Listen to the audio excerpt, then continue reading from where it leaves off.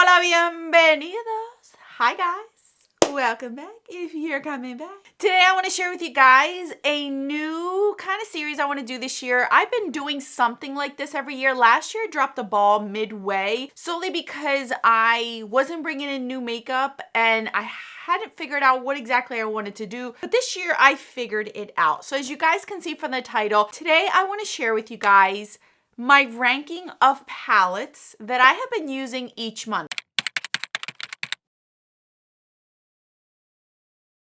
So these are all for the month of January. By the way, happy first of the month. As you guys could tell, this was always going to be posted on the first of the month, or at least give or take 1 or 2 days, depending on when the first of the month falls. But obviously today it landed on a perfect day. So happy first of the month. And today we're gonna, I'm actually gonna share with you guys the palettes that I have and which ones I use and the ranking. So if you're interested, stay tuned.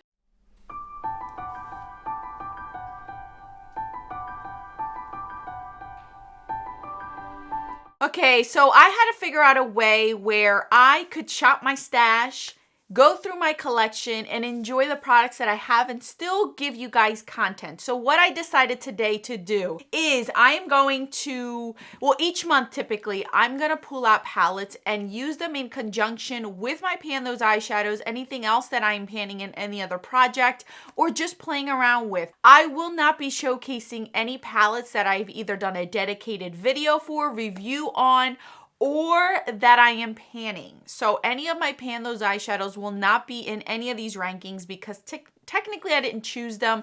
They were randomized for me and they are being used for a specific reason. These are specifically the ones that I am intending on reaching for and wanting to use. And I am actually using this as my excuse to go through all of my palettes that I have not touched, that are still brand new, that there's no point in me doing a review for because they're now obsolete, but I still want to use them and see if I want to still keep them in my collection or end up decluttering them. This is my way of filtering through my collection to see if I still want the ones that I have, especially the ones that I have not touched. All right, I just threw a bunch of information out for you guys. I'll put it down in the description box, so if you're curious as to how I came up with this is what I'm doing. And it allows me to keep track of what palettes I'm actually using in my collection and which ones I'm not. Because I've done that already with my blushes and highlighters, and I've already gotten rid of quite a few that I just didn't touch last year and have no intentions of touching this year. So yeah, let's see if I can do the same thing with my eyeshadows. So I think I have 8. Let me count. Yes, I have 8 palettes for you guys today. So we are going to start out at the bottom. And before I do, none of these am I intending on decluttering. Somebody had to be at the bottom. Somebody had to be at the top amongst these specific palettes. It doesn't necessarily mean I don't like them and I'm going to get rid of them. And if I do, I promise you, I will tell you if I am decluttering any palettes. I know I've gotten a few comments asking if I am going to declutter anything, to let you guys know, and I will. That's the whole point of me doing this, is to let you guys know. But as of right now, these 8, nope, I love them. I like them. Or I am figuring out still how to use them. All right, at number 8, it goes to one of the palettes of Sydney Grace Temptalia. Now, I had done a whole video rearranging these. So this one is the Radiant Reflection palette, but it's not the actual eyeshadows that originally came in this palette. It's all mumbo jumbo. I made my own. So this is what mine looks like. I got the deep version of all of them. And I have already given you guys quite a few videos as to my thoughts on these trios in general. This month, if you have not noticed, or you will notice, is I tried to pull out cooler tones and a lot of blues that I hadn't reached for to see if I really wanted to keep them and see if I enjoyed them. So this was the first one. This is ranking at number 8 solely because the color story always stomps me. This is a palette where I have to have a companion with it. It just can't be on its own because these mattes in here are way too dark and aren't really helping me into make a look. But I have pulled these shades out and done different looks. This shadow right here, I don't know what these names are because I rearranged them. So this does not mean that it's Opa Rose, that's not it. This is a different whole shade. But this one has like a shifting Purple, blue, absolutely beautiful. Really, really like this one. This one's another one I really enjoyed. This one has silver sparkle all over it, and it's so, so pretty. I really, really do like it. I overall like this palette. I don't love it, and I think it's just because of the combinations. If I were to pull out certain shadows in here and pull other Sydney Grace shades in here, I would most likely reach for it, but I want to keep the Temptalia shadows together in these palettes, so that's why it's going to stay the way it is. I'm okay with it. This is just more of a companion palette for me, but I did enjoy the looks that I did with this palette when I would bring it in with something else. So that's the way I've been able to play around with these. At number 7, it goes to this one. This is the Love in London palette by BH Cosmetics. This is such a beautiful palette, and I really did like it for work purposes. Now, this one is very cool tone, and it has these pops of deeper shades on the side. The reason why this is ranking lower, it's because it's a neutral palette. It's cool tone neutral palette, nothing extravagant about it, but the formula is what makes me keep it, because I really do like it. I've already gotten rid of a lot of cool tone palettes in my collection that are like this, but worse formula than these. So this one is really pretty. It's nothing like to scream about, with the exception of the formula. I can depend on the formula. I can make a great look and not have to think about it and move on with my life. So I do like it. I am still going to keep it, and I really do enjoy it. I actually went through my collection, and I really don't have many cool tone palettes, which surprised me. Number 6, it goes to this one. This is the Nabla Midnight palette. This is a beautiful curated palette. It is exactly what you want if you want blues with a pop of like this bronzy shade. Now, the reason why this is on the lower end of it is because it is a bluer palette. It's more of a curated palette, so unless I want blue, then I'm not going to reach for this. But the blues that are in here are beautiful. These 2 shades are by far my favorite in the palette. This one's really pretty too, and this is like a shifty blue shade in here, so it's pretty. It's just not something I'm going to reach for. But again, doing this exercise showed me that I do not have a ton of palettes that are like this, where it's all blue stuff in it. I don't have many. And the ones that I have, I'm content with having, and it's allowing me to not purchase any more bluish kind of color stories. I have enough variety of blues to satisfy me in my collection, and I'm happy I did this exercise because it just reminded me of things that I have that I don't want to buy more of, because I know I'm not going to reach for blues other than this time of year, or if the look calls for it. Number 5 goes to its partner. This is the Nabla Cutie one in Platinum. This is beautiful. I like this one a lot more than the Midnight one because the colors are more my style, more my flow, and it's beautiful. I really, really liked it. Soft mattes in here. They blended really nice for me. I love these colors. This silver is ridiculously silver. One of the best silvers I have in my collection. This is a beautiful, dirty, bronzy gold. Really like it. If I'm going to go for like a yellow gold, like this is what I like. It has brown to it. Very, very pretty color story. I really like it, and I depended on it really well as far as where I could use these shimmers and not make it look too much, or if I wanted it to stand out, I could do it. I really like this one a lot. I really did. This one I'm happy with. I have that. All right, at number 4, it goes to this one. This is the Sigma Enchanted palette. Now this one, I really love those toppers. These shades right here, these toppers are gorgeous. Absolutely beautiful. Really, really do like them. My gripe with this palette is, and that why it's not in my top 3, is because these mattes gear me a certain way, and then that's it. This is my only transition shade, really. And it's a pink. And if I don't want a pink in my crease, oh well, I gotta find something else in my collection that'll do that. So every time I would use this palette, I always had a pinky base to it, and then I can grab one of these darker ones. But I didn't have many mattes to really hone down on it. I feel like this is way too many darks. Like if they would have given me another transition shade, I would have been more content with this palette to make it go a different way. I felt like I was like stuck in one way with this. Now these shimmer shades are beautiful, and I mainly use this palette to pull out of these shimmer shades to use them in looks versus me using it as a whole. So that's the only reason why this palette ranked lower than the top 3 but higher than the other ones, because the color story is still beautiful and these toppers are gorgeous.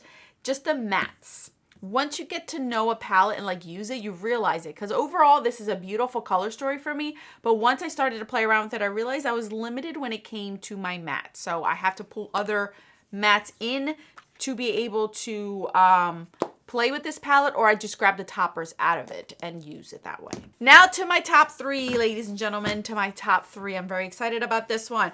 Number three goes to a palette that is discontinued. This is the Give Me Glow Grunge palette. This is a palette that I bought right as they were announcing that they were going to discontinue. Look how pretty this is. This is such a beautiful palette. Oh my goodness, I wore this to work and it lasts, like this formula lasts all day.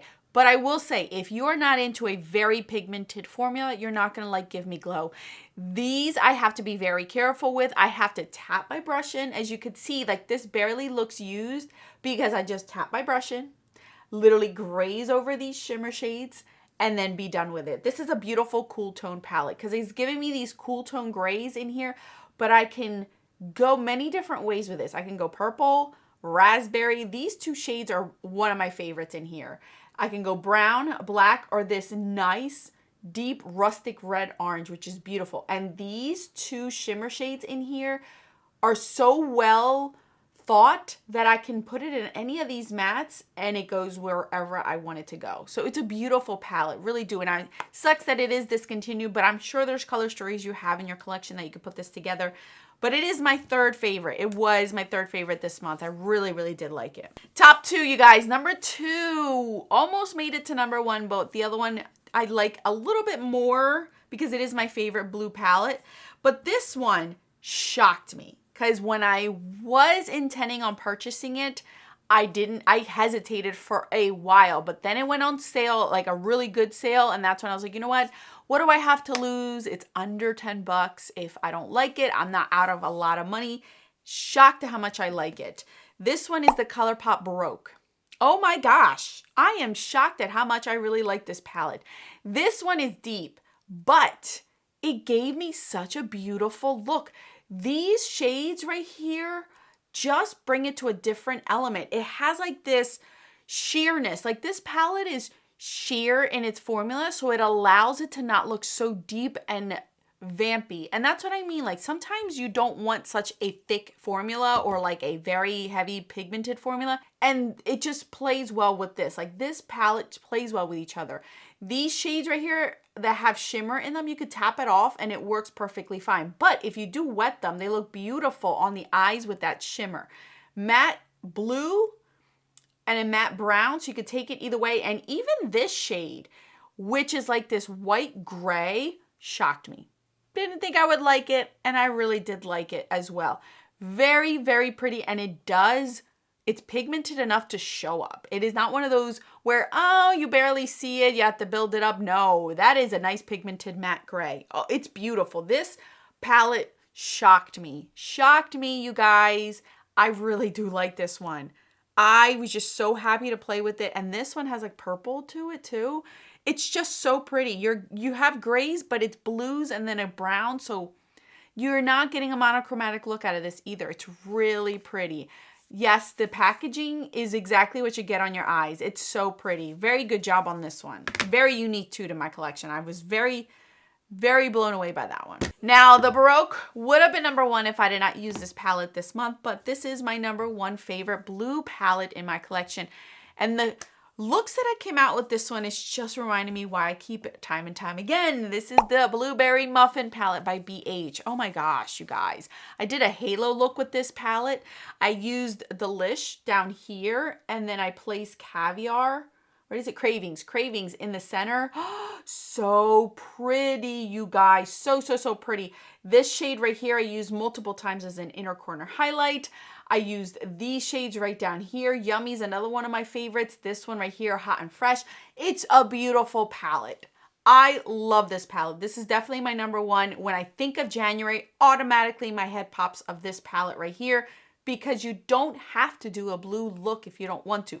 But the blues in here are worth it. They're beautiful, they're workable, and you're getting different tones of blues in here where you're not stuck with a monochromatic look. It's beautiful. So this is my number one palette for the month. I was very happy to play around with this one. Reached for this one multiple times this month, not just one time.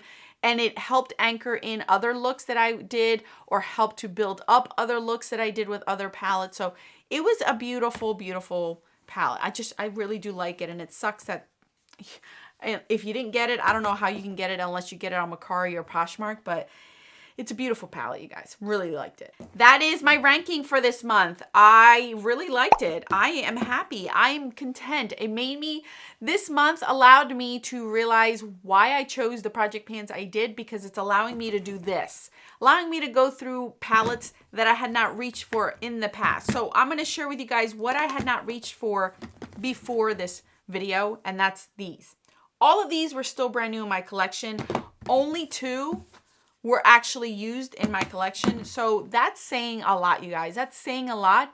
I'm trying to do my best to use what I have, and I'm happy that I did, because it reminded me of things that I do own, formulas I love, color stories I already have, things that I would want to reach for my collection that I'm not going to get rid of because I really did enjoy them. I figured out what I like and don't like from palettes so that I know how to work with them in the future when I do reach for them, or if they do pop up in a project pan, I know exactly what to do. I don't want to be surprised anymore. I recently got surprised yet again with another makeup product and realized I could have decluttered this because I'm not happy with it. So I don't want that anymore. I want to know what my makeup wardrobe holds and what I love and what I don't love about it. So that's all that I have for you guys. Let me know in the comment section if this is something you are going to like, because then I can do it every month. I will keep tallies of all the palettes that I do. I have a feeling that February is going to be all about the mauves, pinks, and reds. So that'll be the theme for the next month. So I'm sure you're going to see a lot of those color stories. Hence the color story on my eyeballs today. All right, you guys, I will list these all down in the description box for you guys. Thank you guys so much for watching. More videos on the screen for your enjoyment. Until then, adios.